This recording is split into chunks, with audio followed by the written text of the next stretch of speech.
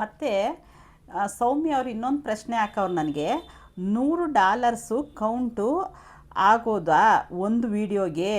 Over all video ಇಂದ $100 ಬರುತ್ತಾ? Please ಹೇಳಿ ಅಂತ ಹೇಳಿದ್ದಾರೆ.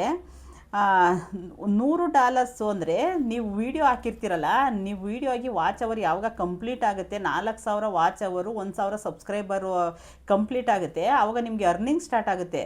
ನೀವು ಎಷ್ಟು ವೀಡಿಯೋ ನೀವು ಚಾನಲ್ ಓಪನ್ ಮಾಡ್ತಾವಿಂದ ವೀಡಿಯೋಸ್ ಹಾಕಿರ್ತೀರಲ್ಲ, ಆವಾಗ ಅದು ರನ್ ಆಗ್ತಾ ಇರ್ತದೆ, ಅದರಿಂದ ನಿಮಗೆ ಕೌಂಟ್ ಆಗುತ್ತೆ. ಒಂದೇ ವೀಡಿಯೋಗೆ ಏನು $100 ಏನು ಬೇಕಾಗಿರೋದಿಲ್ಲ, ಆ ಥರ ಅಲ್ಲ ಇದು.